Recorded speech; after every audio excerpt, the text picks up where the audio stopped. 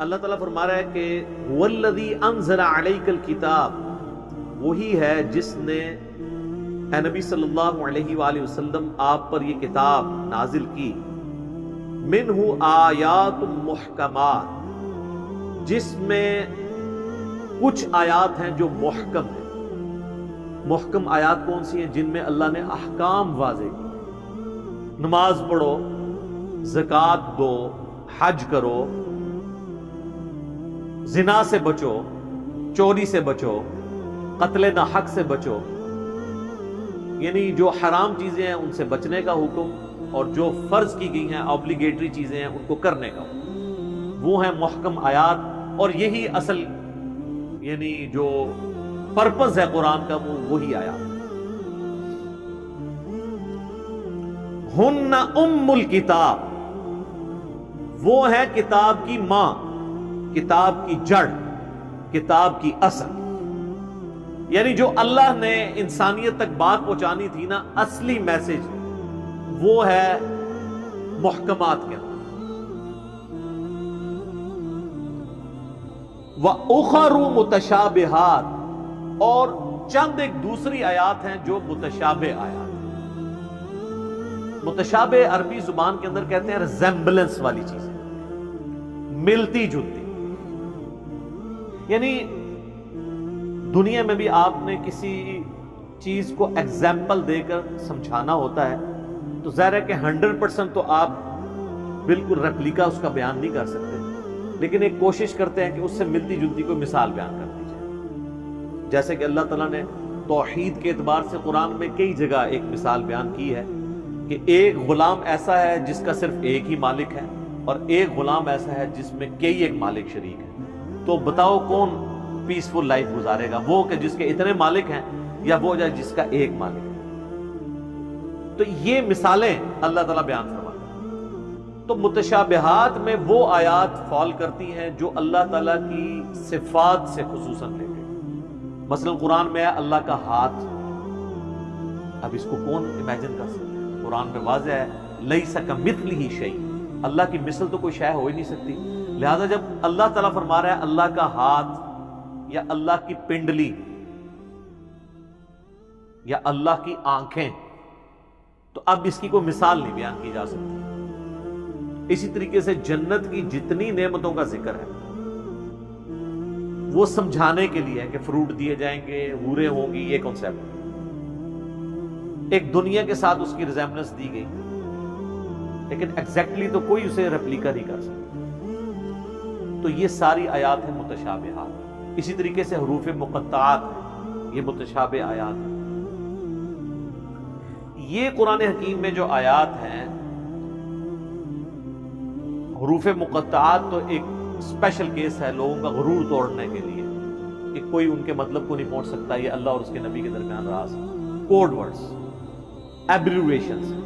کئی لوگوں نے تباہ آزمائی کی ہے لیکن وہ کوئی قرآن و سنت سے سپورٹیو نہیں۔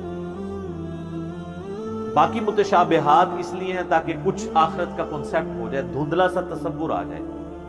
حوریں ہیں تو دنیا میں اللہ نے عورتیں رکھ دی، آخرت کے پھل ہیں تو دنیا میں اللہ نے پھل رکھ دیے۔ بار بار ذکر قرآن میں آیا درجنوں مقامات پر کہ ایسے باغات ہیں جن کے نیچے نہریں بہتی ہوں گی۔ اب ظاہر ہے کہ دنیا میں ہم اس کو اپنی نہروں اور باغات سے کمپیریزن کرنے کی کوشش کریں گے، ایک خاص لیول تک سمجھنے کی کوشش کریں گے، وہ والی چیز تو ہو نہیں سکتی۔ سورہ سجدہ میں آیا نا کہ ہم نے لوگوں کی آنکھوں کی ٹھنڈک ایسی چیزیں اپنی جنت میں چھپا رکھی جس کا کوئی تصور نہیں کر سکتا۔ بخاری مسلم میں حدیث ہے کہ نبی صلی اللہ علیہ وآلہ وسلم نے فرمایا کہ اللہ تعالیٰ فرماتا ہے میں نے اپنے بندوں کے لیے وہ نعمتیں سنبھال کر رکھی ہیں جنت میں جو نہ کسی آنکھ نے دیکھی، نہ کسی کان نے سنی، نہ کسی دل پہ اس کا کبھی گمان بھی گزرا، کھٹکا بھی نہیں گزرا۔ تو قرآن پڑھ کے بھی آپ ان جنت کی نعمتوں کو پھر بھی امیجن نہیں کر سکتے، ایک دھندلا سا تصور لے کے آ سکتے ہیں، اس سے زیادہ نہیں۔ تو یہ ہیں آیات متشابہات، اور بعض جگہ تو اللہ تعالیٰ کیٹاگوریکلی متشابہات کو مینشن بھی کر دیتے ہیں، جیسے کہا گیا وَلَا تَقُولُوا لِمَن يُقْتَلُ فِي سَبِيلِ اللَّهِ أَمْوَاتٌ، مت کہو ان کو جو اللہ کی راہ میں قتل کر دیے جائیں کہ وہ مردہ ہیں، بلکہ وہ تو زندہ ہے لیکن تمہیں ان کی زندگی کا شعور نہیں ہے. تو اب جب کہہ دیا کہ تمہیں زندگی کا شعور نہیں ہے تو یعنی نو انٹری کا بورڈ لگا دیا اللہ نے کہ بس اس کو یوں ہی سمجھنا ہے کہ وہ آخرت کی زندگی ہے، اس کا تمہیں شعور نہیں ہے. جو اللہ تعالیٰ نے شہداء کو دی ہے، پیغمبروں کو دی ہے، اپنے نیک بندوں میں جس کے لیے چاہے وہ پروٹوکول اس کا رکھ سکتے ہیں. جو سنن ابی داؤد میں حدیث ہے، المصنف ابن ابی شیبہ میں بھی اس کو سپورٹو سیدنا عمر کا قول موجود ہے کہ انبیاء کرام علیہ السلام کے جسم اپنی قبروں میں سلامت ہے. اللہ نے حرام کیا ہے مٹی کے لیے کہ ان کے جسموں کو کھائے. یہ حدیث ان اللہ حرم علی الارض ان تأکل اجساد الانبیاء، سنن ابی داؤد کے اندر یہ حدیث موجود ہے صحیح سند کے ساتھ. اور مصنف ابن ابی شیبہ میں سیدنا عمر کا قول ہے کہ اللہ کے نبیوں کے جسموں کو نہ تو آگ جلاتی ہے، نہ مٹی کھاتی ہے، اور نہ درندے اس کو نقصان پہنچا سکتے. اب یہ پروٹوکول پیغمبروں کو اللہ تعالیٰ نے دیا. حیات النبی پہ میرا مسئلہ نمبر 5 دیکھ لیں، ایک بڑا ڈیٹیل لیکچر ہے، وہ اب میں دوبارہ سے اس پر ڈسکشن نہیں کر سکتا. اللہ تعالیٰ جس کو بھی پروٹوکول دے. اور یہ اب جو آخرت کی زندگی ہے اس کا کوئی مثال بیان نہیں دنیا میں کر سکتا، کیونکہ دنیا کی زندگی سے مختلف ہے. میں نے اس میں بھی یہ عرض کیا تھا کہ آج بھی اگر قبر رسول کھودی جائے تو آپ صلی اللہ علیہ وآلہ وسلم کا جسم مبارک بالکل ویسے ہوگا جیسا کہ دفناتے وقت، لیکن اس میں کوئی سانس نہیں چل رہی ہوگی. وہ جسم سلامت ہے، اس میں زندگی moجود ہے، لیکن بغیر سانس کے، بغیر کھائے پیے، بغیر ٹوائلٹ کے اس زندگی کا آپ تصور بھی نہیں کر سکتے. تو یہ ہے متشابہ چیزیں، اس کے پیچھے نہیں پڑنا. اللہ تعالیٰ نے فرمایا کہ جو محکم چیزیں تھیں، جو میری تم سے ڈیمانڈ تھی وہ محکمات. اسی طریقے سے قرآن حکیم میں جو تقدیر سے متعلق آیات ہیں وہ متشابہ آیات ہیں. بس جتنا بتایا گیا اس کے اوپر ایمان لے کر، اس سے آگے نہیں بڑھنا. وہ ساری کی ساری چیزیں ایمان بالغیب سے تعلق ہے. اب فرشتے ہیں، اب فرشتوں کو کوئی کیا بریف کر سکتا ہے؟ کس قسم کے فرشتے ہوں، کوئی مثال ہی نہیں بیان کی جا سکتی. بس ہمیں ایمان لانے کا. ہمارے لیے تو فرشتے بھی متشابہات میں سے. اب اللہ تعالیٰ ایک ورڈکٹ دے رہا ہے یہاں پر، فَأَمَّا الَّذِينَ فِي قُلُوبِهِمْ زَيْغٌ، پس وہ لوگ جن کے دلوں میں ٹیڑھ پن ہوتا ہے، فَيَتَّبِعُونَ مَا تَشَابَهَ مِنْهُ ابْتِغَاءَ الْفِتْنَةِ، تو وہ متشابہ آیات کے پیچھے پڑے رہتے ہیں تاکہ کوئی فتنہ کھڑا کر دے. دیکھنے نا آپ کی پوری امت نے فتنہ کھڑا کیا ہوا. کہتے ہیں جی قرآن میں لکھا ہے شہید زندہ ہے، تو جب شہید زندہ ہے تو جا کے اسی قبر پہ اس سے مانگنا شروع کر. کہتے ہیں زندہ سے تو مانگ سکتے ہیں نا، تو پھر مجھ سے پکی لے لیں کہ یہ زندہ بندے جو میرے سامنے بیٹھے ہیں، میں ان سے کہوں مجھے پانی پلا دو تو پلا دیں گے. لاؤ کون سا بابا جو دفن ہے جس کی قبر پہ جاؤ تم ہی پانی پی کے بتا دو. اے گھوڑا تے اے مدان ہونے چیک کر لینے زندہ ہے کہ نہیں زندہ. تو کہیں گے نہیں وہ تو آخرت کی زندگی ہے. تو پھر مدد کہاں سے ہوئی؟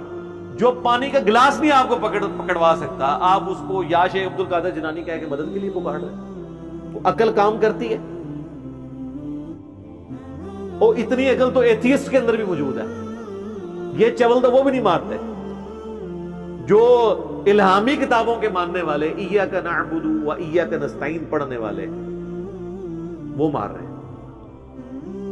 اور دوسری طرف ان کو ذرا سا مثال دے کے سمجھائیں تو فوراً سمجھ آ جائے گی کہ بارش کون برساتا ہے؟ اللہ. ڈیوٹی کس کی ہے؟ فرشتوں کی. بارش فرشتوں سے مانگی جاتی ہے یا اللہ سے؟ یہ جھگڑا نہیں ہے کہ کسی کو اختیار ہے یا نہیں. اصل جھگڑا یہ ہے کہ مدد کے لیے پکارنا صرف اللہ کو. ظاہری اسباب میں آپ جس کو مرضی پکاریں، کسی یہودی کو بھی، عیسائی کو بھی پکار لیں. بخاری مسلم میں حدیث ہے، نبی علیہ السلام کی جب وفات ہوئی تو آپ کی زرہ چند گندم کے دانوں کے عوض ایک یہودی کے پاس رکھی ہوئی تھی، گر ہوئی. تو یہودی سے بھی آپ مدد لے سکتے ہیں. لیکن جو دنیا میں سامنے موجود نہیں ہے، مر چکا ہے، اس سے آپ کمیونیکیشن نہیں کر سکتے.